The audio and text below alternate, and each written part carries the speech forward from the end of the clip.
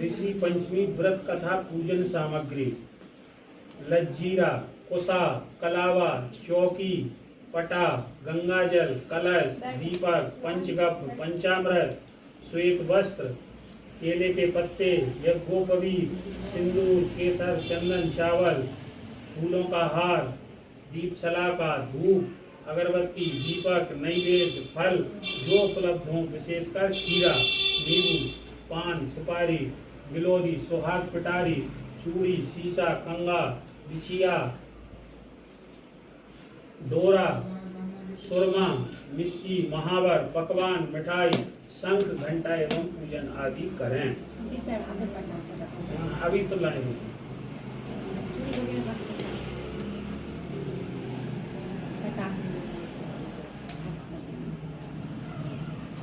एक बार सुताश्य ने ब्रह्मा से कहा, हे पितामह, कृपा कर मुझे नारी जाति के उद्धार एवं सर्व सुखों को देने वाला कोई उपाय समझाइए। तब ब्रह्मा जी बोले, हे राजन, मैं आज तुम्हें नारी जाति के उद्धारक, समस्त पापों को नष्ट कर मन वांछित फल देने वाले व्रत के संबंध में बताता हूँ। भाद्रपद शुक्ल पक्ष की पंचमी के दिन संपूर्ण विधि विधान से जो नारी व्रत व पूजन करती है उसको अभीष्ट फल प्राप्त होता है। इस विषय में मैं तुमको एक अत्यंत पुरातन कथा सुनाता हूँ, उसे ध्यान से सुनिए। विदर्भ देश में एक अत्यंत सदाचारी धर्मध्वज उत्तंक नाम का ब्राह्मण रहता था।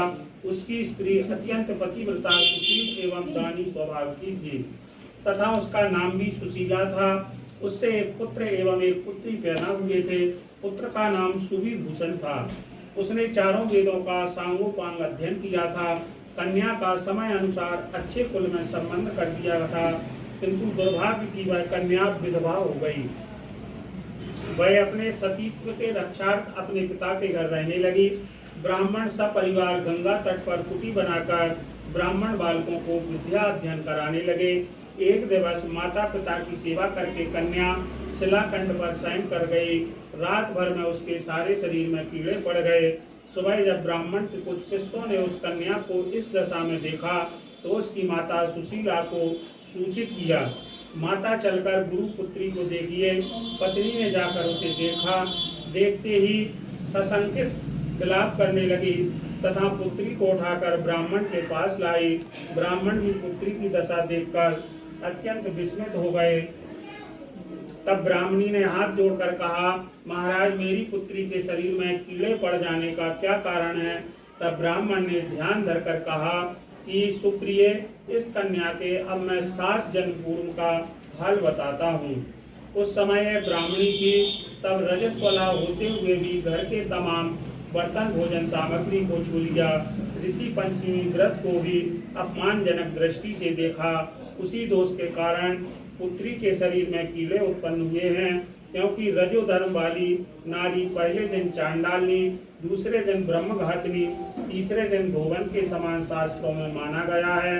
तुम्हारी कन्या ने ऋषि पंचमी व्रत के दर्शन अपमान के साथ किए थे। इससे ब्राह्मण कुल में जन्म पाकर भी दोष मुक्त न हुई।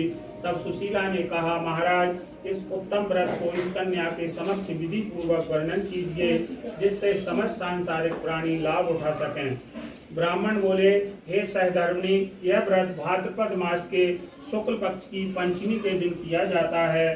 पंचमी के दिन किसी नदी अथवा जलाशय में स्नान करके व्रत को धारण कर सायंकाल के समय सप्त ऋषियों का पूजन विधि विधान से करना चाहिए। भूमि को गौ के गोबर से लीपकर शुद्ध करना चाहिए। वहाँ अष्ट कमल दल बनाकर नीचे सप्त ऋषियों की स्थापना कर प्रार्थना करें। महर्षि कश्यप, अत्रि, भरद्वाज, विश्वामित्र, गौतम, जमदग्नि, वशिष्ठ महर्षियों की स्थापना कर आचमन स्नान, चंदन, फल फूल, धूप दीप नैवेद्य आदि से पूजन कर व्रत की सफलता की कामना करनी चाहिए। इस व्रत को करके उद्यापन विधि भी करना चाहिए। चतुर्थी के दिन एक बार भोजन करके पंचमी के दिन व्रत आरंभ करें। सुबह किसी नदी अथवा जलाशय में नित्य कर्म से निवृत्त हो दातुन आदि करें, स्नान करें। गौ के गोबर से लीप कर सर्वतोभद्र चक्र बनावें, उस पर कलश स्थापित करें। कलश के कंठ में नवीन वस्त्र बांधें। पूजा सामग्री एकत्र कर अष्टदल कमल पर सप्त ऋषियों की स्वर्ण की प्रतिमा स्थापित करें। फिर षोडशोपचार से पूजन कर रात्रि को पुराण आदि ग्रंथों का श्रवण करें। विशेषकर शिव पुराण अति उपयोगी है। प्रातः सत्कर्मी ब्राह्मण को भोजन एवं दक्षिणा आदि देकर संतुष्ट करें। इस प्रकार व्रत करें तथा उद्यापन करना भी अति उत्तम है।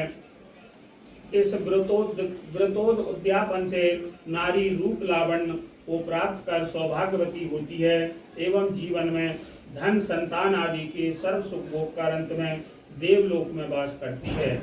इस व्रत के करने से नारी का बुरा समय हर समय नष्ट हो जाता है तथा सदैव लक्ष्मी का निवास रहता है। सुंदर आज्ञाकारी एवं दीर्घ आयु वाले पुत्र उत्पन्न होते हैं। जीवन में किसी भी प्रकार का कष्ट पास नहीं आता।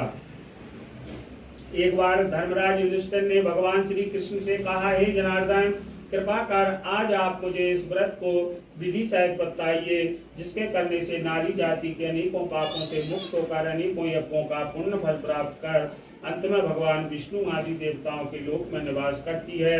मुझे इस कथा के विषय में विस्तार से समझाइए। तब भगवान श्री कृष्ण बोले, हे धर्मराज, भाद्रपद शुक्ल पक्ष की पंचमी को सप्त ऋषियों का ऋषि व्रत करते हैं। इस व्रत के करने से स्त्री रजस्वला से मुक्त होती है, अर्थात रजस्वला स्त्री से जाने अनजाने में अनेकांत त्रुटियां हो जाती हैं। उन त्रुटियों के कारण से नारी हो जाती हैं। उन त्रुटियों के कारण से नारी को जीवन में अनेकों कष्ट उठाने पड़ते हैं। उन कष्टों के निवारणार्थ यह ऋषि व्रत किया जाता है। यह अत्यंत पावन व्रत है। इसको अत्यंत पवित्रता के साथ करना चाहिए।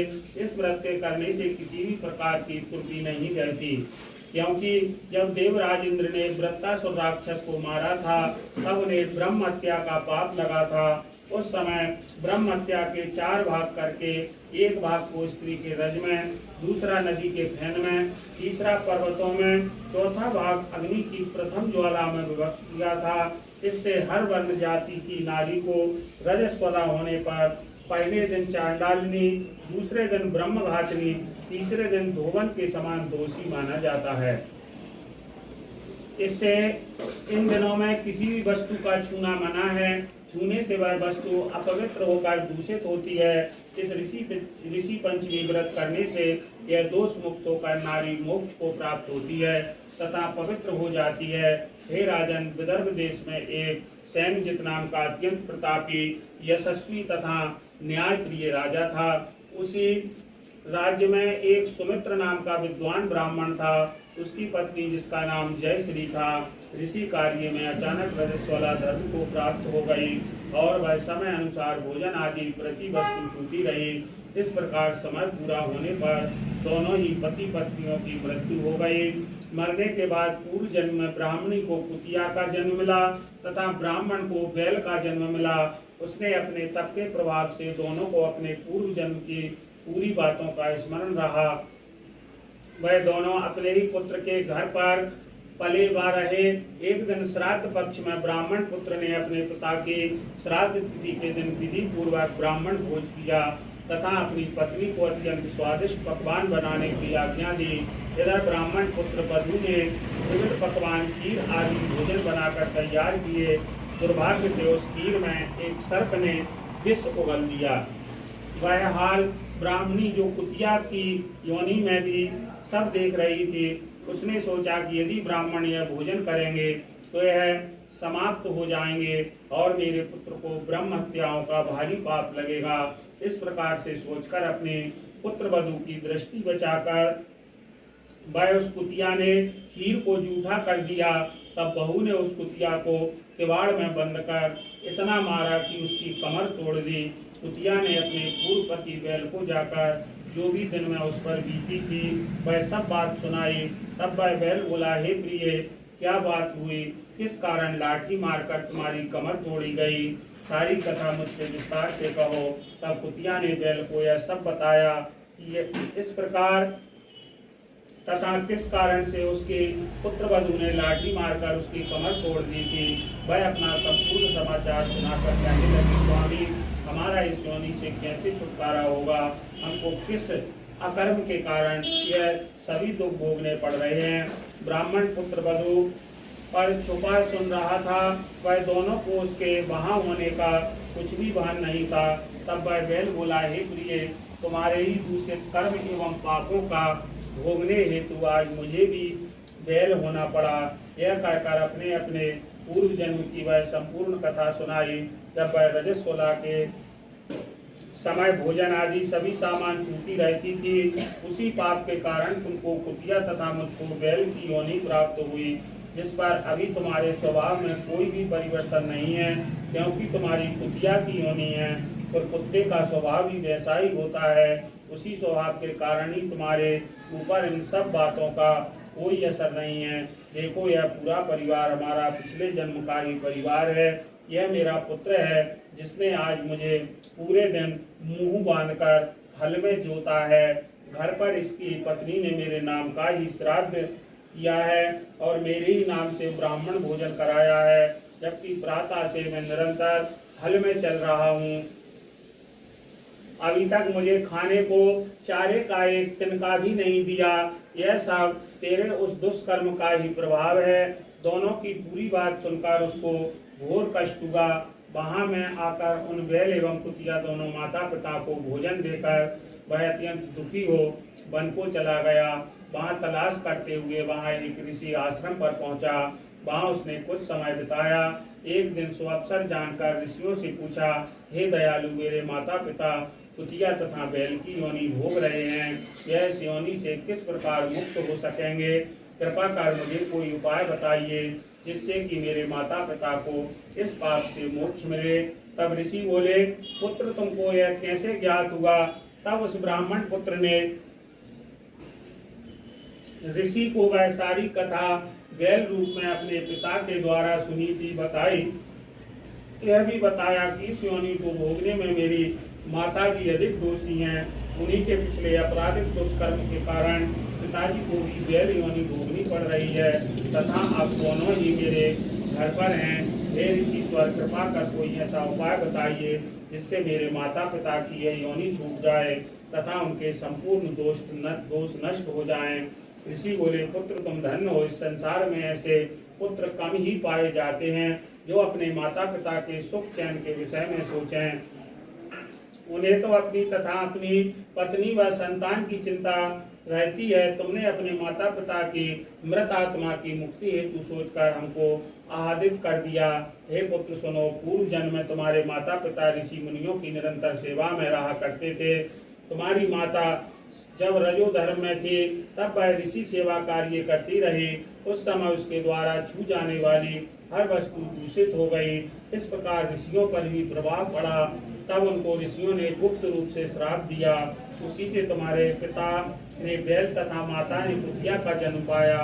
तब इनके मोक्षार्थ तुम घर जाकर भाद्रपद शुक्ल पक्ष की ऋषि पंचमी को व्रत करो तथा दोनों ही पति पत्नी उस व्रत का फल माता पिता को हित में संकल्प कर दो। तुम्हारे माता पिता के आशीर्वाद से तुम भी कृत हो जाओगे। तुम्हारा कार्य भी निष्फल न होगा। अतः तुम यह कार्य दोनों प्राणी मिलकर श्रद्धा पूर्वक विधि विधान से करें।